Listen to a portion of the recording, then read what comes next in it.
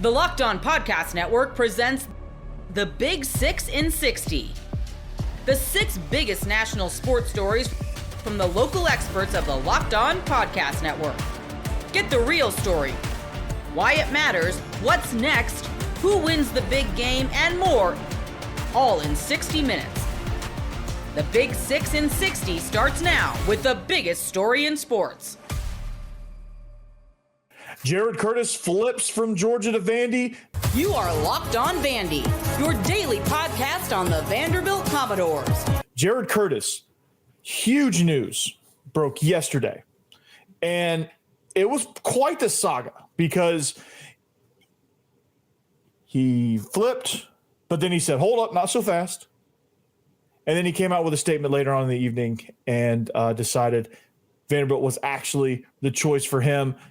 Released an official statement cementing that commitment to Vanderbilt. This is obviously the best recruit Vanderbilt's ever had in its entire history. When you saw this news flash across early yesterday, and then when it became official, what were the thoughts going through your head? Just your initial reaction when you see a 5-star quarterback committing to Vanderbilt.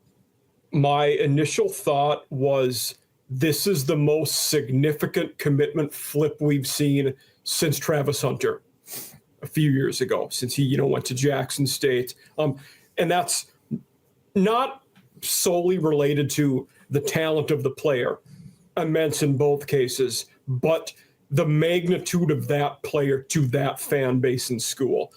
Vandy has, like you said, never gotten a recruit like this. They're keeping what 247 ranks as the third best QB recruit in the country, and they're keeping him home.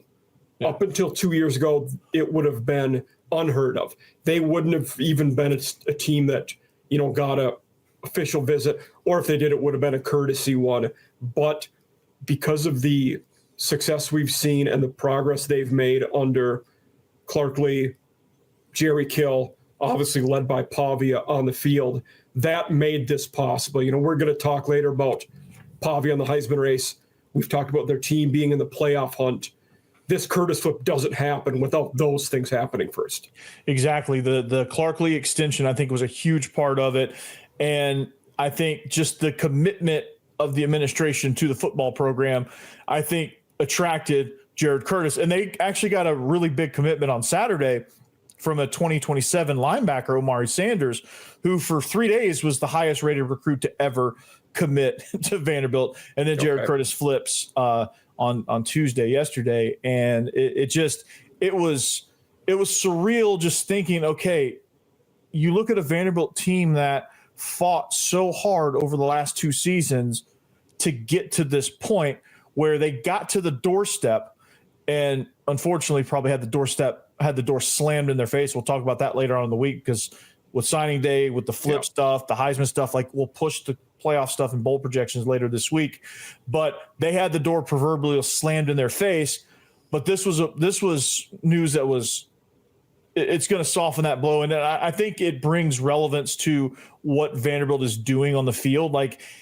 It goes from, this is just a cute story with Diego Pavia and it's going to all come crashing down when he leaves in a few weeks. And it's just going to be back to normal, same old Vandy, back in the cellar, get your butts down there and just be in last place and know your role and shut your mouth. But that's not true. And you see these little clues throughout the season, this thing might be for real.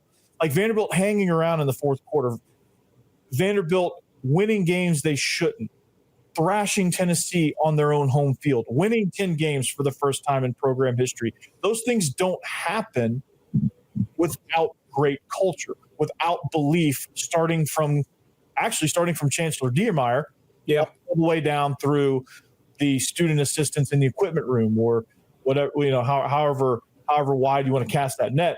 There's belief within the whole program. And it's not just Pavia. It's not just Clark Lee. It's not just the AD, Candace Lee. It's not Chancellor Diermeyer. It's a collection of the community rallying around the team. And it's a whole community of everything is there And this is now the next step. So it's going to be interesting later on today to see how this signing day unfolds. Like I said, I'm going to react to that tomorrow or later on tonight. Maybe a live stream. I'm not sure. I haven't decided if I want to do a live stream or just release it as Thursday's episode. I'm not sure exactly what I want to do there. I'm still thinking about that. But as the day unfolds, you're going to see a lot of surprises, Mike. And it's going to be like the recruiting impact of Jared. I mean, obviously, the obvious impact of what Jared Curtis himself brings to the program. If you want to listen to that, I did record an episode that I put out yesterday. So if you want to look more of a breakdown of Jared Curtis specifically, go check out that episode. But it's going to have some major ripple effects, right? And it should. I mean, for not just for him, but for how much better that program is now, excuse me, and has been the last 2 years. I mean, you're a competitive team with double-digit wins in the SEC. That doesn't happen by accident.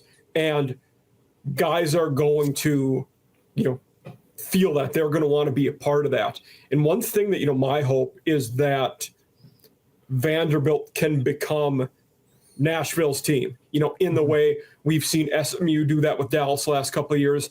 Miami's been that way, obviously, in Miami.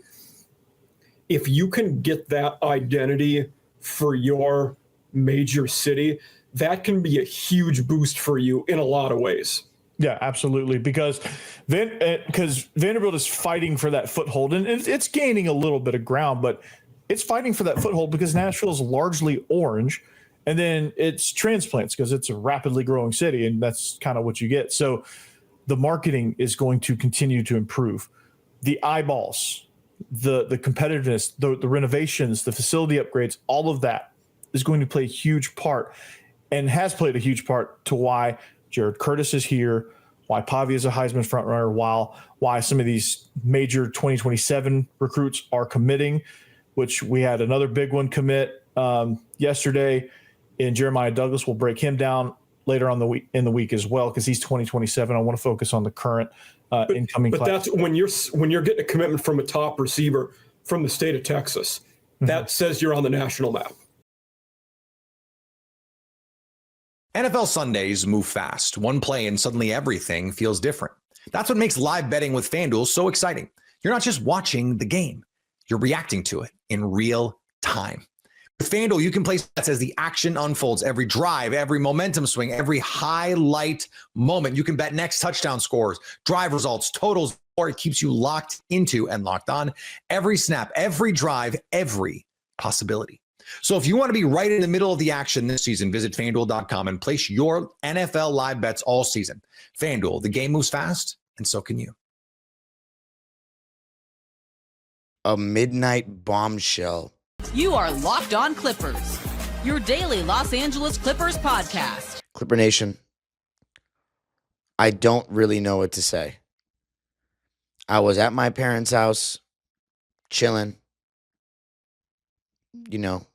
doing some business work. I go on Instagram at 11:57 local time, and I see one of my followers send me Chris Paul's Instagram story. And Chris Paul's Instagram story said the words, "Just found out I'm being sent home." And he put a peace emoji. And at first when I saw that, I was like, this is coming after the whole cryptic, thing he posted, the leeway, right? He posted an Instagram story of the definition of the word leeway. And I was like, what does that imply right now? Is that something cryptic about the team? And now the news comes out. And then, so I'm like, okay, were those song lyrics when he said, "Just found out I'm being sent home"? I'm like, there's no way he's like talking about like the guys, like somebody on the Clippers is kicking him off the team and sending him home. And then I go on Twitter and you got Chris Haynes, Joey Lynn, Tomer saying that Chris Paul has been sent home. I don't even know what to say. Like, I truly am at a loss for words. There's so many things that are running through my mind. The official report was by Chris Haynes, breaking: Los Angeles Clippers are sending home future Hall of Fame point guard Chris Paul in a bizarre severing ties move, league sources tell me. And then the Clippers released a statement saying this: "We are parting ways with Chris, and he will no longer be with the team. We will work with him on the next step of his career. Chris is a legendary Clipper who has had a historic career. I want to make one thing very clear. No one is blaming Chris for our underperformance. I accept responsibility for the record we have right now. There are a lot of reasons why we've struggled. We're grateful for the impact Chris has made on the franchise." End quote. First off, who the hell is I?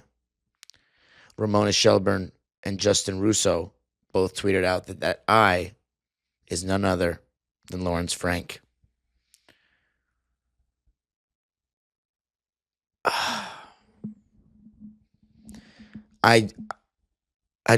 Clipper Nation, I truly do not know what to say. Does this matter that much from a basketball perspective? I'll be talking later about why I don't think it really helps, but it's not that big a deal. He wasn't playing well. Like CP3 he's been disappointing to the point where, he's been disappointing. And we thought he would be better than this. At least I thought he would be better than this. I can only speak for myself. I thought he would be better than this. Clearly, Lawrence Frank and the Clippers front office thought he would be better than this. And if he were performing right now, I don't think you would have seen whatever the hell just happened. Clearly, it had to be really bad because this is not about basketball. I don't think the Clippers would trade Chris Paul because there's no point. He's retiring after this season. Nobody would want him with the way that he's playing. Worst case scenario, he was going to be out of the rotation and just kind of riding off into the sunset on the bench in the place that he wanted to be, where he went from one of the best point guards in the NBA to a complete household name, and where he had the best years of his career, and most importantly for him, where his family is at. He announced a couple of days ago that he's going to retire. When we played the Grizzlies last week, we did a little video tribute for him and all gave him applause. And he put his hand up acknowledging the crowd. This was his farewell tour, where he wanted to be. I don't want to speak before all the information comes out, but I don't think there's any way that whoever made this decision, whether it's Ballmer, Ty Lue got into a fight with him, Lawrence Frank got into a fight with him. I don't know what happened. Could CP3 have gone into a fight with the team? I don't know. I truly don't know, but I know that someone had to make this call to essentially kick Chris Paul off this basketball team. And this is not basketball related. Obviously, of course, the root of it is, but there's no way that this was about basketball. Like, he's not good enough to be on the team. We can't even have him as a leader in the locker room. Clearly, there was something that happened, an incident or something that built up, where somebody did not want Chris Paul around anymore.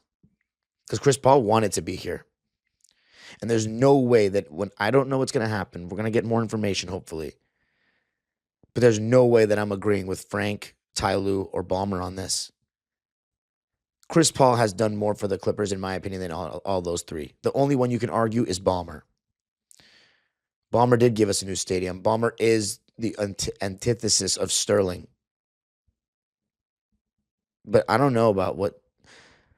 Ballmer is better than Sterling, and he's very rich, and I love how much he cares, and I love the deals, the wall pass and the swell prices. It's amazing. The certain things that the events they put on for Clipper fans, the viewing parties, all that is awesome. Like, I do love Ballmer. But what moves the needle more? A great owner or a great player that people watch this game for? It's definitely the player. Blake Griffin and Chris Paul, not only did they give us the first consistent taste of winning before Ballmer came into power, they attracted a ton of fans because they were fun. Not only did they, obviously we didn't win much. We made it to the second round a couple of times. But for us, we had never experienced what consistent winning was, what 50-win seasons were like. Home court advantage was in the playoffs was like, on a consistent scale. Chris Paul made so many people Clipper fans, more than people think from the outside, or more than Laker fans would like to claim. He deserved to end his career and end this season as a Clipper like he wanted and get the farewell tour that he deserved. No matter how bad he was playing, fine, take him out of the rotation. None of us complained about that. But booting him off the team, I know I'm speaking without the information yet. But there's no way. Even if he punched someone in the face, I would take his side. Chris Paul changed this franchise. I doubt, because, if this is the case, then maybe they had to do it. If Chris Paul was hated by everyone in the team because he's making life toxic. But I'm not going to lie to you. I would side with Chris Paul over all these other fools, honestly. Because I know how much Chris Paul cares. We saw it for 6 years, year in, year out. And the one thing I never questioned, he's not a flawless player, but the one thing I never questioned was his desire. Never. Even when I went back and watched Game 7 against the Jazz, which was the closest thing you could say to a game that Chris Paul looked like he was not interested, he tried, but he's limited at his height to get off. He got off shots, but he's not built to be a number one scorer on a team that has aspirations, no pun intended, to go far in the playoffs. That's not who he is as a basketball player. He's a highly efficient scorer who can score from 3 levels and has a great handle and had a great handle and could create enough space. But we saw in moments, and that's part of the reason why Lob City peaked in the second round, he was our most reliable crunch time scorer and fourth quarter scorer. And that's just not his role. Like, he can do it and win a round for you. He should have honestly won 2 rounds, but to win a championship, to be a real championship contender, what Chris Paul needed to be was a true number 2 in his prime. And he was going to be that with the Lakers. But hey, it is what it is. I'm thankful we had him. But it's shocking. It's really shocking. It's really disappointing. And it's very sad, I think, to so many Clipper fans, because the reality is we're 5-16. We're not having a good season. For all we know, we're still going to try to support this team and try our best, to try to, I don't really know what to say. I'm still going to show up to the games and make noise for the guys, because I'm a Clipper fan and I want our games to look respectable on TV. But we could be in for a rough season.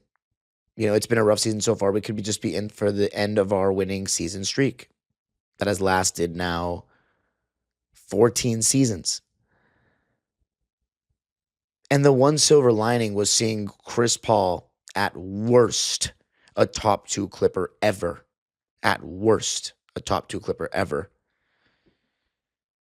Ride off into the sunset as a Clipper jersey. That was the silver lining. We got to celebrate CP3. Even if he was playing like ass, just seeing him on the bench in a Clipper jersey meant something to a lot of fans. In my opinion, we might turn things around and make the play-in if we're lucky. And then we're losing in the first round if we're lucky to make the playoffs. Cool. It would be nice to, I like being at playoff games, but for the long haul, it doesn't help the Clippers franchise. And all I care about is us winning a championship before I die one day. And I don't think that I think this has run its course. This as in the Kawhi Leonard, era. And this is just a gut punch in my opinion, because a lot of fans are, have given up hope on this season. I haven't truly given up hope on this season when it comes to, as I said, the things I just said, but when it comes to, being an actual contender and being in the mix like we thought before the season, I look like a clown. We're way off that. We're not going to be that. We're just too old, and Chris Paul was part of that. But it's a disgrace to treat a franchise legend like this, someone who did so much to your franchise, and boot him off the team to the point where he's so pissed he's posting on Instagram.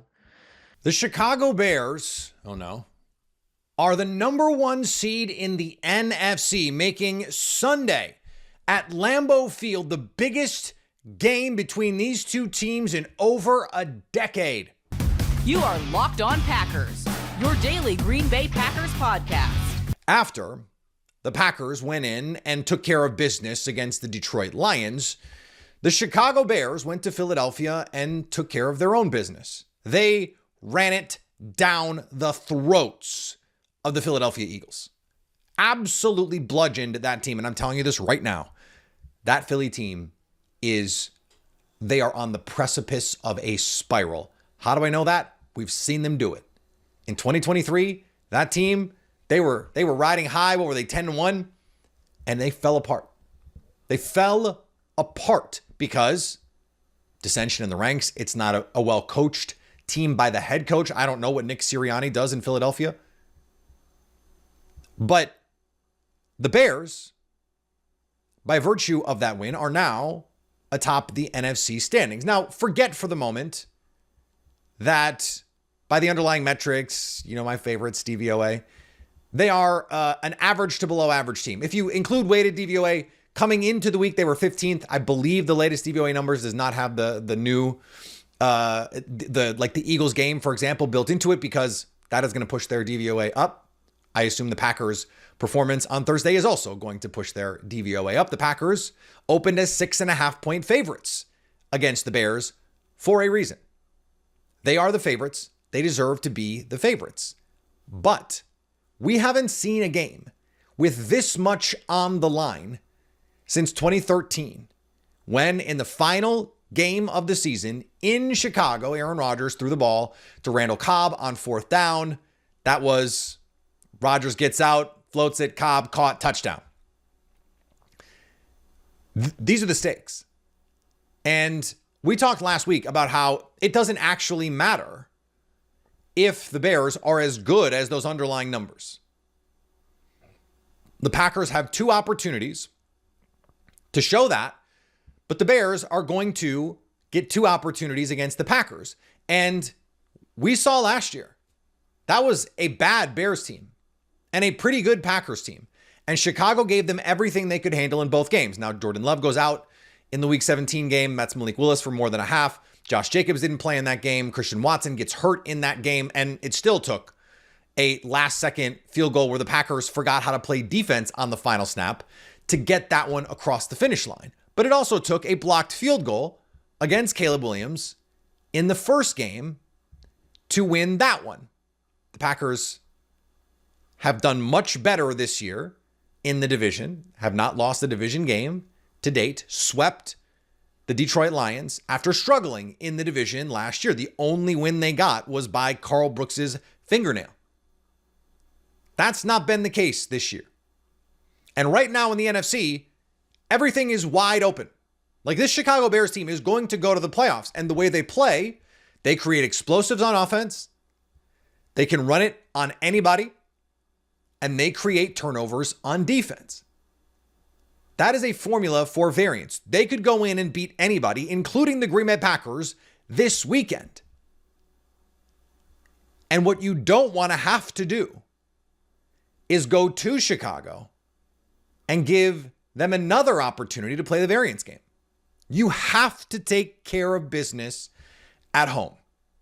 Now, I think the Packers are clearly the more balanced, the more well-rounded team. I think Jordan Love is playing at a level as high as anyone in the NFL at the quarterback position the last few weeks.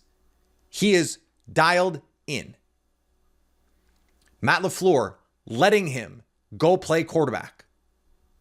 That this was an opportunity to let it all hang out. That they were going to go on 4th down. The same message, the same kind of message that Dan Campbell gave to his team last year that we saw on Netflix. Hey, we're going to go on every 4th down. That was the Packers' mantra. Them going for it. 2 plays to win the game at the end. They took both. That was not the Matt LaFleur we've seen. Tyler Dunn wrote about this a little bit, that there was last year, according to at least one player, that there was some coaching not to lose. If you've had eyeballs, you don't have to be in that locker room to see that has happened. It happened in 2024. It happened before that. It happened in 2023. It happened in 2021. It happened in 2020. Less in 2020, I would say. Certainly in 2021. Certainly in 2023 at times. But what we saw on Thursday was double moves. Hey, you're gonna play press man coverage every rep. All right, we got something for you. No, the Bears aren't going to do that. But the Packers had a plan to go in and be aggressive, to come out firing, to come out hot with their piss hot, damn it. That phrase is never going to go away. Never.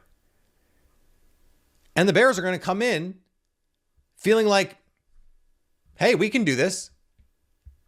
We just did it. Now, Bears fans will tell you in the most important win of the Bears franchise in the last 10 years. Okay, maybe not. Maybe 5 years. Was beating Malik Willis at the end of the game. Congratulations. But they're coming in playing with a tremendous amount of confidence. They're also coming off a coach taking off his shirt in the locker room, much like the Sam Darnold celebration after the Vikings beat the Packers last year. And that Vikings team has cratered since then. Now, I'm not saying this Bears team is going to do the same, but that's by far the biggest win of their season. Now they got to get back up, come to Lambeau, and play this Packers team that is going to be ready for them. If you don't think this Packers team remembers what happened at the end of last year, if you don't think this Packers team remembered how close they played the Bears in that first game, you are sadly mistaken. This is around the time teams start to show you who they are. And the Bears, unfortunately for the Packers, are showing they are better than some of the underlying metrics will tell you that they have been, at least, or they are capable of being better. Again, I think that the Eagles are cantilevered on the brink. And I think one or two more bad games. I mean, the Boo Birds were out in Philly in the first half. I think that is an offense that is much easier to stop than the one Green Bay plays. And I think that is a defense, because of the static nature of what they do, that can be easier to exploit. I don't think Caleb Williams can come in and be, at one point, what was he? He was like 9 for 20 at one point. Caleb Williams is not coming to Green Bay and winning a football game if that's the passing line. It's just not happening. It's just not happening. These are the stakes you want in these games. And don't forget this. The first game Jordan Love played as the preferred starter in the NFL was in Chicago against the Bears, when the Bears fans thought it was all lining up for them. This was the year Justin Fields was going to take off. This was the year that they were taking back the North. It was over for the Packers. Jordan Love wasn't even going to be as good as Justin Fields. He wasn't even going to be as good as broken down Aaron Rodgers in 2022. Surprise!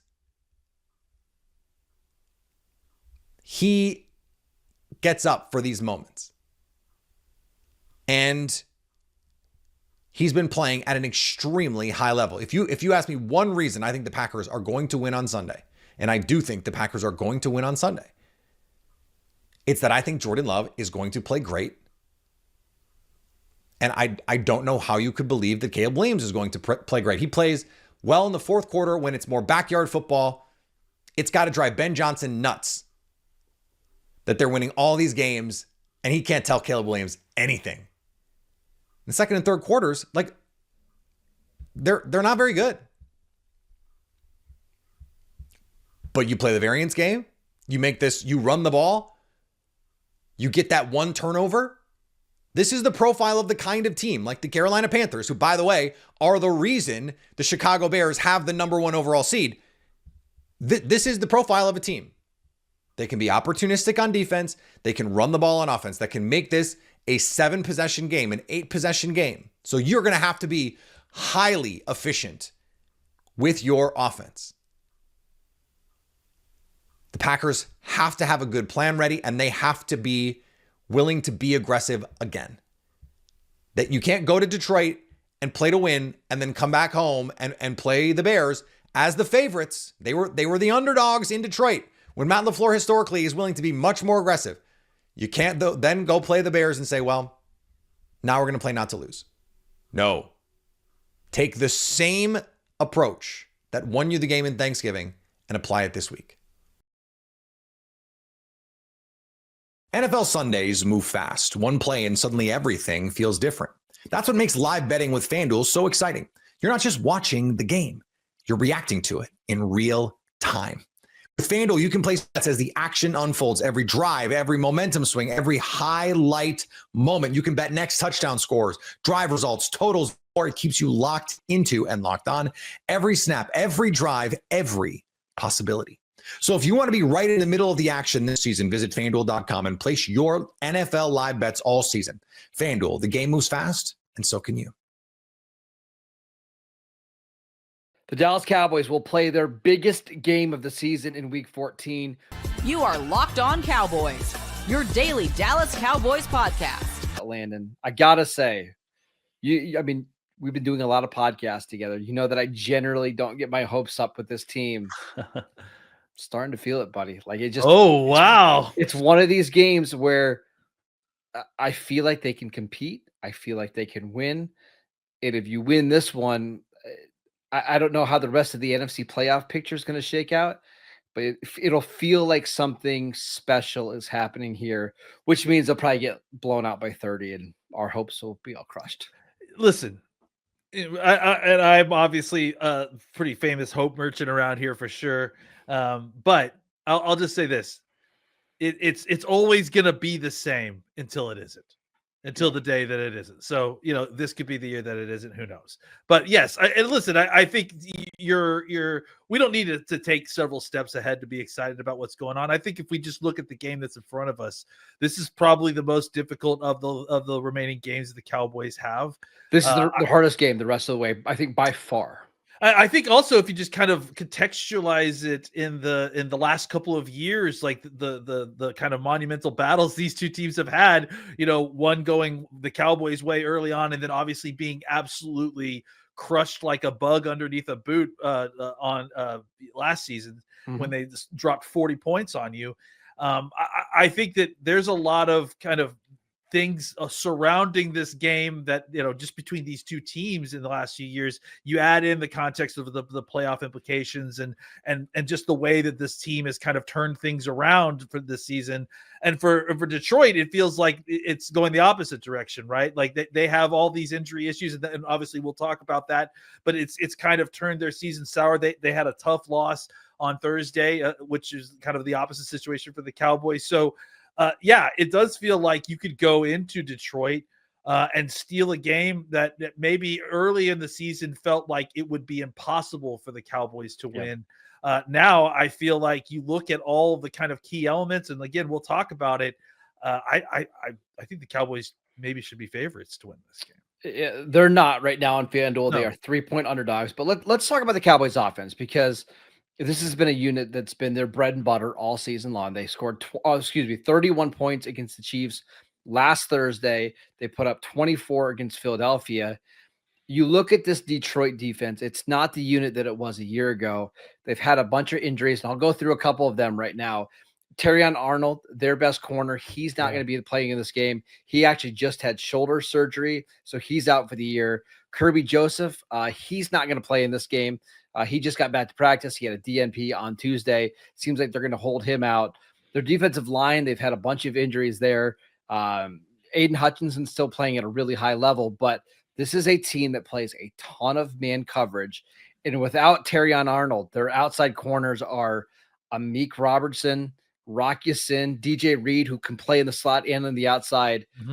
This is a major advantage for the Cowboys offense. Yeah, and DJ Reed himself also just coming back from an injury, I think maybe 2 weeks ago. Like I think last week may have been his first week back, if I'm not mistaken. Yeah. So, I mean, again, like a beat up secondary. You mentioned it. A man coverage team that has lost, one of their main man cover guys, and then you add in the injury to Joseph. He's not going to be out there. So. Yeah, a beat-up group that relies heavily on being able to bully wide receivers at the line of scrimmage. They don't quite have the same bullies that they had last year. So it's going to be interesting to see how they play it. And that's what I wanted to mention. Amik Robertson, who I know well from covering the Raiders. He is maybe 5'8". He's 180 pounds. DJ Reed is another 5'9", barely 180-pound corner. Those are their two starters. Their biggest corner is Rock Ya-Sin, who's been in the league for a while now. He's 6'195", and that's where you would think with CeeDee Lamb and George Pickens, like, yeah, these guys are aggressive and they're physical, but there's a massive size advantage here. Yeah, no matter whether, I mean, look, they can, I imagine they might think about doing something like Rock Ya-Sin and Branch will double team Pickens, right? And then they'll do some combination stuff. But at some point, I mean, no matter what, you're going to get a DJ Reed or a Robertson on CeeDee Lamb, on George Pickens. And not only the size advantage, but the athleticism advantage is going to be pretty serious. So it certainly is a path to victory for the Cowboys to find a way to throw the ball if they can block things up. And that's going to be the key in this one, because they have Aiden Hutchinson, who played really well the last time they played him. And outside of that, it's just a bunch of guys. Now, they do have Tyleik Williams, who was a first-round pick. He's more of a run stopper. They've got some other guys that you might recognize their names, including Derek Barnes, Muhammad, who was on the Cowboys a couple of years ago. This feels like, to me, a game where you're chipping Aiden Hutchinson on almost every snap. You're putting two guys on him. You're sending out Tyler Smith, to block him on the edge, like what we've seen before, where he kind of peels around. If you block Aiden Hutchinson, this Lions team has a hard time rushing the passer with 4. Yeah, and even Aiden himself is not quite had the last few weeks that he had earlier in the season. I think he's had something like 3 sacks in the last 5 games or something like that. So, and I think it's because that he's getting a lot of attention now, right? I do think that obviously he's an incredible, top 3 defensive end in the league type player. But he's only one person, and there isn't a lot of other help for him along that line. I think McNeil is back, but I don't think he's not quite the same player as he was last year. I think he's still beat up from his injury, and they're not getting elite production from Davenport on the opposite side. So it's not hard to kind of to get some attention his way and block it up. And then again, like you mentioned, they play so much man coverage on the back end. They lose their top man cover guy. It's just, you're chipping away at those edges that they have on defense. And you're kind of taking away a lot of what made that defense special at certain points this year and last year. One of the things I'm going to be interested in seeing is that Green Bay had almost no success running on early downs against the Lions on Thanksgiving.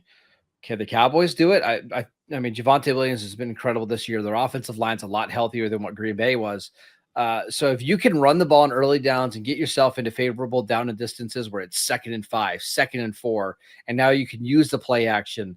You don't have to be in these obvious passing situations. The Cowboys' run game is going to be massive if they want to win this game. Yeah, absolutely. And look, I mean, they've got DJ Reader, who's one of my favorite draft prospects of all time. They've got Williams, like we've talked about, a big guy from Ohio State, the rookie. They've got bodies inside, and we've already mentioned McNeil, right? Mm-hmm. Stopping the run is something that these guys can do. Jack Campbell and Anzalone are 2 incredible linebackers at coming downhill and stopping the run as well. So they certainly have the horses to do it. The Cowboys need to be able to run the football, right? They need to be able to stay balanced. But I think this very much opens up the opportunity for you to open up the run game by throwing the football. Get out there and throw the football on early downs, loosen things up a little bit, and maybe score some points, right? And then at that point, once you've gotten that going, you've gotten those safeties pushed back a little bit. Maybe you get a little bit better opportunity to run the football and kind of balance things out a little bit and try to run some clock down, because I think it's going to be important to not only score points but to control the clock as well.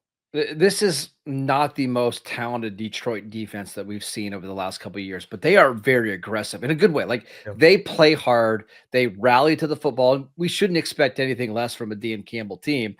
But I think the way that you beat them is by blocking it up and maybe doing more 7-man protections and letting Pickens and CD try to make plays down the field. It's a lot like Kansas City, where they're pretty good. Everybody's a pretty good tackler. They're going to try to keep everything in front of you. But if you can beat them over the top, that's how you create explosive plays. That's how you can win this game. Yeah, I agree. I think you're going to win this game by throwing the football because you have so strong advantages there. But you still need to find a way to get into situations where you can run the football as well. And again, I think this is an opportunity where attack them through the air, loosen things up, and then just control the clock after you get some points. Try to play a little bit of keep away from the Detroit offense. NFL Sundays move fast. One play and suddenly everything feels different. That's what makes live betting with FanDuel so exciting. You're not just watching the game, you're reacting to it in real time. With FanDuel, you can place bets as the action unfolds. Every drive, every momentum swing, every highlight moment. You can bet next touchdown scores, drive results, totals, or it keeps you locked into and locked on every snap, every drive, every possibility. So if you want to be right in the middle of the action this season, visit FanDuel.com and place your NFL live bets all season. FanDuel, the game moves fast, and so can you. He is signed, sealed, and delivered. Kalani Sitake is here to stay, and BYU did right. You are Locked On Cougars, your daily podcast on the BYU Cougars. If you did not see the news, you've been living under a rock. Kalani Sitake has a brand new contract, and it ends quite literally 3 days of crazy whiplash back and forth. Rumors about him being locked in with Penn State. Some people went as far as to say it was a verbal agreement, a handshake agreement with the Nittany Lions for Kalani Sitake to make the move to State College. Then it kind of flipped back where BYU essentially marshaled the troops is probably the best term to use, and getting their high-powered boosters all together and essentially getting what Kalani Sitake apparently required/requested to make sure he remained in place at BYU. The long and short of it is Kalani Sitake is here to stay, and he's here to stay for the long term. I will be very blunt that in saying that Kalani Sitake, had he left at this juncture, it would have been a major gut punch for BYU to lose him, especially considering what he's built over the past decade at BYU. I don't need to remind many of you that he has now put together 4 10-plus win seasons in the past 6 years alone. He has put together an incredible run. And quite frankly, this 2-year run looking at 2024 and now 2025 in the Big 12 Conference, can you argue outside of maybe the runs in the late 70s/early 80s leading up to the 1984 National Championship season? These are the best back-to-back seasons probably in program history. It's absolutely awesome to see BYU doing what they're doing and stepping up and getting the resources allocated to make sure that Kalani feels like he can win and win at the highest levels and do it at Brigham Young University. It is incredible to think about because I was sitting there in that press conference with Kalani Sitake and Brian Santiago, and David James, who I work with at the KSL Sports Zone, brought up the topic of, hey, just not that long ago, you were sitting in a very similar type news/press conference with then AD Tom Homo, and the term was used. This is an unprecedented contract that BYU had given Kalani Sitake, and essentially the question was asked, well, this is kind of the next evolution of, quote, unprecedented. And they didn't deny it. They acknowledged that this is kind of the going rate. This is what college football at the highest levels requires. On3.com reported, Pete Nakos, and I think the guys over there on 3, that Kalani Sitake is reportedly going to make between $9 and $9.5 million. It is absolutely incredible to think that Kalani Sitake is going to be among, if not maybe the top paid coach in the Big 12 Conference. And if you want comparison's sake, the team BYU plays on Saturday in Texas Tech, Joey McGuire just got a contract extension today as well. You know what he's making? $7 million over 7 years. That's the report out of Lubbock, that he's making $7 million over 7 years. Kalani Sitake, if you believe the reports, this contract is going to take him through at least the end of the decade, and it's going to pay him more than $2 million higher than that. $9 to $9.5 million is top 20 in the entire country. I know the top end, I think what Lane Kiffin is somewhere in the 12 or maybe the 11, $12 million range. And we're talking about BYU being what they've aspired to be, and that means being a big dog in college football. The other thing that I love about this is that On3 also reported that it's not just a record contract for Kalani Sitake. It includes record amounts of money guaranteed between $10 and $15 million for NIL and roster retention. That money is on top of the $20.5 million house settlement, which obviously goes up year by year as well. So we're looking at between $30 and $35 million. Now you carve out some of that for basketball and the revenue share and other sports. But let's say conservatively, let's say you take $5 million of the revenue share, allocate it to other sports at BYU. You have $15 million in revenue share and another 10 to 15 million. That's $25 to $30 million to spread across your roster to attract and, more importantly, retain top talent at Brigham Young University. We are watching what I have talked on this podcast often about is doing more with more. BYU has put money where their mouth is. This is no longer little sisters of the poor, to use that famous expression about BYU. No longer is it, hey, we do more with less at BYU. No more is it BYU, you come here, it's more like kind of like calling. You do something more. No, BYU is paying market rate. Now, the subtext to all this, and some of you have already asked it in the chat, what about talking about staff retention? As I understand it, in talking with individuals in and around this, is that it also includes what I would consider to be record-breaking staff pool, speaking of the amount of money being spread across Kalani Sitake's assistant coaches, off-the-field staff, recruiting staff, everybody. And Kalani Sitake talked about in the press conference, I want everybody in this building, referring to the SAB, where BYU's football offices are housed, to feel like they're important and that they are loved. And that is what I love about this. I'll say it very clearly that when Kalani Sitake went into these negotiations with BYU, it is my understanding that his priorities were, number one, staff, maybe 1A and 1B. Number one, 1A was making sure that his staff was loved up and was rewarded with the money that they felt like they needed in terms of his ability to have top-end coaches on his staff to help BYU have the success, because he knows that he needs to have guys around him. He can't just do it himself. To get his staff taken care of, maybe the 1B was to have the NIL funds allocated, guaranteed, to bring in top talent. By the way, tomorrow is their early signing window openings. Guys like Ryder Lyons and the like, in theory, should be signing tomorrow. And we'll talk more about that as that comes in. And I look at this as 1A was the staff, 1B was the players, and then the second, maybe tertiary thing that Kalani Sitake was worried about was his own pocketbook. That speaks more to Kalani Sitake's character than anything else. I don't know how to make it any more clear to any of you out there if you don't believe that Kalani Sitake is the everyman. He is exactly that. He got so choked up in that press conference, I thought he was going to break down crying at multiple points. And I appreciate the fact that he knows that BYU has stepped up to the plate. And as he said it, there's no better place and no more important place that I want to be and to win at a high level than here.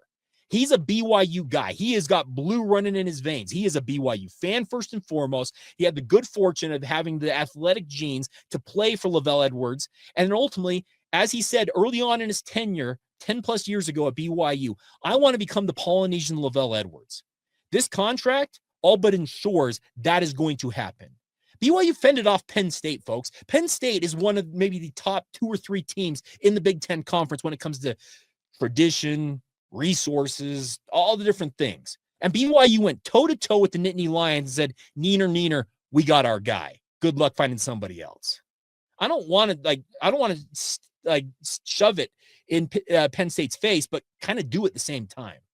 BYU's here to play ball, and I love it. I do more with more. BYU is in the game. And yes, they have a huge game coming up on Saturday that could ultimately knock down the door in terms of having an opportunity to play for a national championship. Saturday's game, and I'll reiterate it here for any of you who may not be everydayers, is the biggest game in my mind in 41 years. You know what the other game that I can really think of as the biggest is the 1984 Holiday Bowl when BYU ultimately clinched their national championship. And even then, when they won that game, they weren't even assured of winning the national title quite yet. So it's pretty impressive what BYU's doing here. And yes, as Mala points out, don't pretend ticket prices are footing the bill for this contract. No, they're not. BYU's boosters stepped up. And you can insert Min Kim, Jason McGowan from Crumble Cookies, Ryan Smith, whoever you want. The pool of BYU's boosters goes a lot deeper than you might imagine. There are a lot of people who've got some pretty deep pockets, and they are very invested in BYU athletics, and they brought those pocketbooks, those deep pockets, to bear to keep Kalani Sitake where he rightfully should be, and that's leading the BYU football program. NFL Sundays move fast. One play and suddenly everything feels different. That's what makes live betting with FanDuel so exciting. You're not just watching the game, you're reacting to it in real time.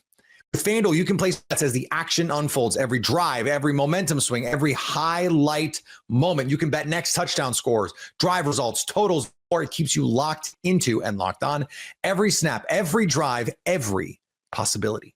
So if you want to be right in the middle of the action this season, visit FanDuel.com and place your NFL live bets all season. FanDuel, the game moves fast, and so can you. Another super long injury for Zion Williamson was met with another overtime loss for the New Orleans Pelicans. You are Locked On Pelicans, your daily New Orleans Pelicans podcast. We have to start off today with the biggest news out of the day. Zion Williamson, another long injury, a long absence for him. I think it's time to move on. We're going to talk about that right off the bat. Today's episode is brought to you by Gametime. Download the Gametime app, create an account, and use code LOCKEDONNBA for $20 off your first purchase. All right. I think I have to start off this conversation with this. There is no at all ill will towards Zion Williamson. I am sure, unlike what a lot of people I think, he does not want to miss every game. He doesn't want to, he would rather be out on the court playing than sitting on the sidelines injured. There's no part of me that believes that he is getting hurt on purpose or not wanting to be out there. But that's just simply not the case. He is out all the time. I'm going to read off through 7 years his games played. 24 games played in 2019, 2020. 61 games played in 2020, 21. That was the COVID year. It was shortened. He missed all of 2021, 2022 for injury. 29 games played in 2022, 2023. 70 games played in 2023, 2024. That's a positive sign. Only 30 games played last year, and he's played in 10 of the 22 games so far this year. And who knows when he's going to suit up next for the Pelicans. Shams Charania broke the news earlier this morning that Zion Williamson would be missing an extended period of time with a right adductor strain. Now, it is said that he's going to be reevaluated in 3 weeks, but that means nothing, really. If you look at the Jordan Poole injury timeline, the Herb Jones timeline, these reevaluations aren't a good, barometer for how much time a player is actually going to miss. And Shams also followed up his initial report by saying he missed about 2.5 weeks to start the season. This one is expected to sideline him for much longer than that. So at minimum 3 weeks, but we're probably looking at, I guess, via Shams, way longer than that. And my first question is, what happened? We know he was dealing with the hamstring. He played against the Golden State Warriors. He missed the game against the Lakers for rest. It wasn't this strain that was brought up. Nothing was brought up. And then he was taken off the injury report completely. And then now, this morning, out of nowhere, he's out for weeks. What happened? Where did this come from? And I think that exact feeling of how did this happen? Where does this come from? Is the exact feeling that makes me think the time for Zion Williamson on the New Orleans Pelicans should probably come to an end at some point soon. There's just, you walk into the Smoothie King Center today and the attendance was down again. People were upset. People, whenever they showed the inactive list on the Jumbotron, it said Zion Williamson went out. You could hear people being like, oh, every time someone walked past us, they're talking about Zion Williamson. And honestly, with how much this fan base is frustrated right now, you can't be frustrated at him for not playing if he's not on the team. I think whenever he's on the court, he is, a game changer. This team is better with him on the court, metrically. Visually, it kind of looks like they're playing just as good, if not better, without him. Who knows if that's more of a James Borrego thing and the system kind of clicking. On defense, they're definitely better with him. On offense, it's kind of a question right now. But he is an offensive game plan, offensive system, all in and of himself. Whenever he's on the court, he can take a game over. He's a guaranteed 20, 25 points every night. It feels like that's why it's so hard to give up on him. But 7 years of the same thing, never knowing if Zion's going to be able to play in the next game, never knowing how long he's going to miss, trying to enter a season with some sort of hopes, building your entire game plan around having Zion, and then after 2 weeks, that's completely ruined. He's out. A number of players are out. There are times in this game where you're playing 3 rookies, 2 players on 2-way contracts, and that actually ended up being one of the lineups that looked the best. We're going to talk about that a little bit later. But it's just frustration, constant frustration. If everything that happens around this team is all about the frustration of the fan base, and a lot of it stems from Zion Williamson's inavailability. I'm sure that he could go somewhere and still have a great long NBA career. He's a super talented player, but I just don't think that there's any argument to be made that at this point that he should be in New Orleans for much longer. That stinks, because at one point he was like the savior of the city. The vibe whenever they won the lottery, they didn't even draft him. They just won the lottery to be able to select him. The vibe around the city was great. It felt like they finally had, like, after the frustration around Anthony Davis's end to his career, Chris Paul, the drama around his exit in New Orleans, it felt good to finally have another young player to get excited about. And now it's gone. It's just constant frustration. Now, it becomes a question of, do they trade him? I can't believe his trade value is very high right now. At some point, his contract's not fully guaranteed. You could just waive him and be done with it, and kind of have, as of how I believe it to be, he could get waived right now, get cut, and you deal with the money this year, and then because it's not guaranteed after this, it doesn't have any effect. At some point, maybe that's the way that they go. And I'm sure there are a lot of fans right now that would say, yeah, just cut him and cut your losses, be done with it. But I don't know. I don't know if that's the best idea. At some point, he'll come back, maybe this year. Who knows? And maybe a team wants to play him. Who knows if they want to pay him as much, because after another injury, he's played less than 50% of his available career games. It's hard to really sell that on someone. It's hard to sell it to the fan base of the team that he's been on for all these years. It's definitely hard to sell it to an opposing GM to actually get anything of value. But no matter what, I think it's time for the team to move on.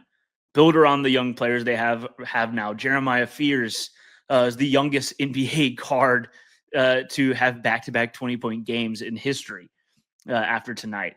Derek Queen, the defensive things are not great right now. I think he has a good defensive potential, but the offense is fun to watch.